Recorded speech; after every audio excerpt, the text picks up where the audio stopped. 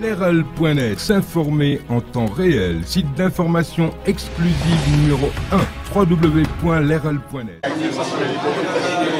Bon, merci. maa ngi leen di nuyu di julli yonent bi ziar sang bu tedd bi li ma fi tax a teew mooy arrivé président de la République.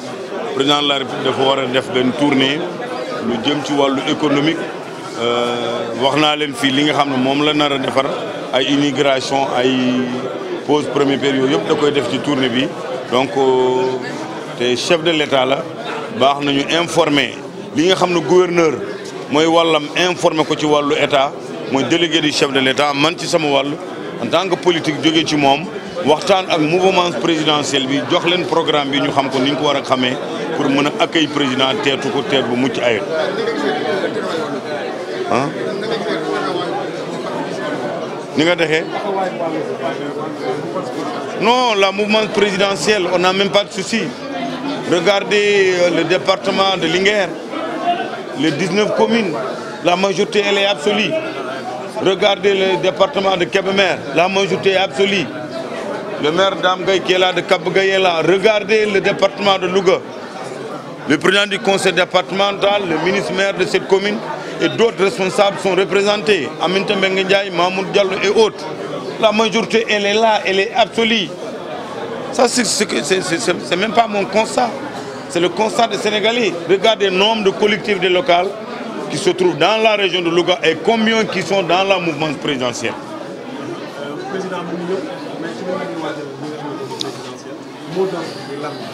Mot d'ordre du man maa ko joxe.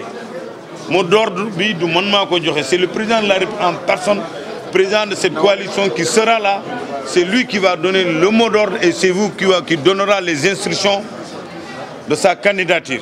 Moi, je suis là que pour bien préparer son accueil, terminer. Le reste, il viendra, il sera là. Il va dormir à Louga. Il donnera les orientations, il donnera les mots d'ordre.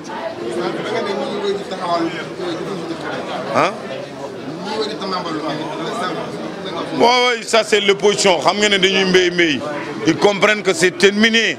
Lu ñuy taxaw nii tey di wax xam nañ ne mbir mi sotti na ba pare amatul lu ñuy wax xoolal président de la République maa ngi ni jógee démb région de Diourbel le département de Bambey de Diourbel et de Mbacké tous les responsables étaient là à Diourbel commune dans au niveau du hôtel de ville de Diourbel là où le maire et l'ensemble presque des maires qui soutiennent la candidature du président mouvement présidentiel la mu fay def ëllëg il a Touba immigration le khalife général des Mourides Serigne Mountaga jaarle ko ci son porte-parole Serigne Bass Abdou Khadre doxee des instructions fermes nañ ko accueillir dalal ko ganam la ak loolu lim defal Serigne Touba ñooñu wax dëgg yàlla ay wax la rek te loolu bi mu koy tàmbali di def di poser première pierre xëy na am na ñu ko gëmuloon xanaa ñu ko xamul du waxantu ci wàllu politique.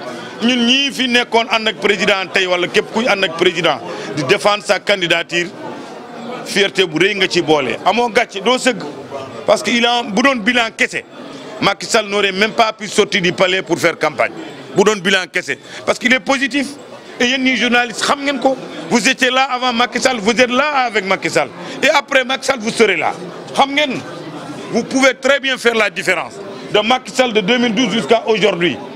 Qui pouvait imaginer avec ce bilan-là? L'honorable député.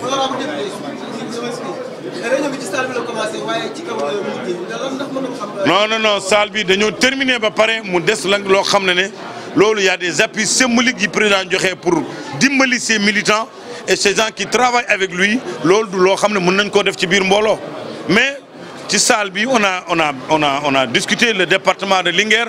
Consensus la ñu waxtaan avec sous proposition du directeur général Samba Ndiobène Ka avec Sidel Sambawa qui est conseiller économique social et le maire Bathie Galil avec tout l'ensemble des maires des 19 communes du département de Linguère ñoom dem nañu le département de Kébémer le premier adjoint au maire du commune de Kébémer et l'ensemble des maires et le président du conseil départemental Modou Diagne Fada représenté Dame Gaye qui est là qui a pris ñoom ñëpp moom la ñu wóolu mu ñëw représenté leen ñoom tous ils étaient dans la salle loolu duñ ko mën a defandoo ak ñëpp lii am na loo xam ne aussi on est en responsable lépp la ñu mën a wax ci biir mbooloo mais loo xam ne waroon nañ ko wax ci biir mbooloo assemblée générale bi dégg ko bokk ko ça a été dit. sama français sorewul di ngeen dégg nag li ma mën incha allah.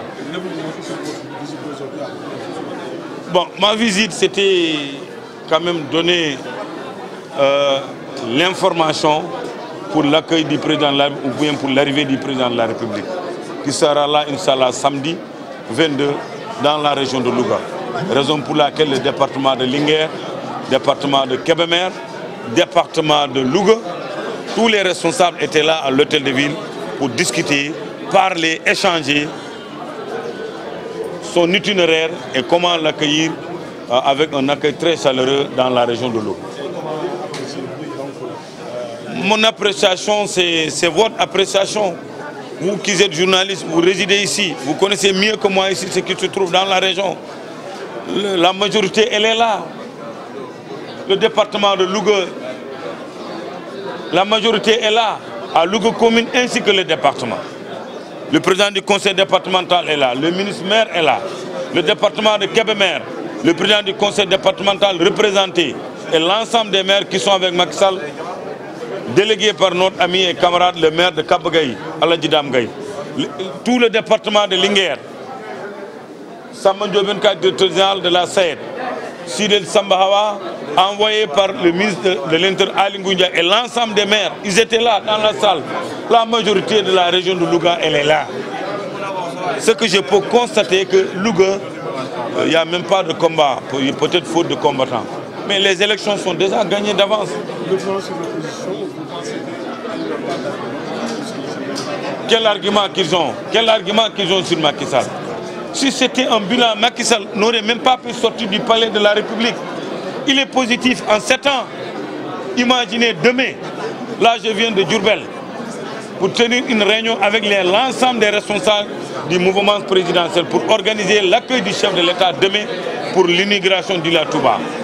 Un appel qui a été donné par le khalife général des Mourides, Sen Mountaga, par son porte-parole, Sen Bass Abdou Khadre. Ça c'est déjà fini. Ila Touba, 416 milliards. Au moment qu'on posait cette pose première pierre, qui était là, le khalife général, Feu Serigne Sidi Matar. Aujourd'hui, c'est Sen Mountaga qui est là.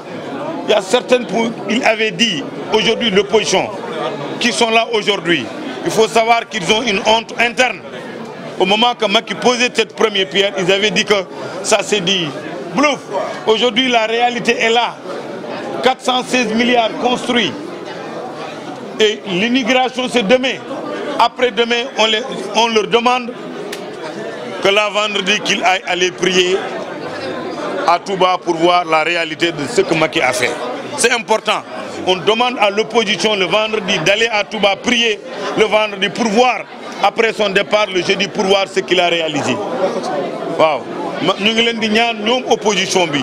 Bu Macky Sall demee suba ba inauguré avec le khalife général des Mourides et le porte-parole Sëñ Bass Abdou Khadre alxames la koy def ñu ngi leen di ñaan suñu bëggee xam réalité bi peut-être télé bi xëy na bu ñu ñëwee RTS dañuy gumboolu te gumbowuñu mais ñu ngi leen di ñaan ajuma ji ñu dem directement Touba pour regarder réalité bi Macky Sall def ñu xam ne dëgg la wala du dëgg ñu ngi leen di ñaan nag bu leen ko kenn nettali nañu taal seen oto fay péage bi bañ a ñaan benn instruction wala benn intervention ñu xool roulé ci dem julli ji Touba ñëwaat bu ñu ñëwee ñu wax ak askan bi mën naa am man yaakaar na am na yeneen ñi doon wax ne ay candidats la ñu sax bu ñu gisee Ila Touba de Dakar jusqu'à Touba à 1h30 ils vont renoncer leur candidature am naa ci yaakaar. Leral.net, s'informer en temps réel, site d'information exclusive numéro 1, www.leral.net.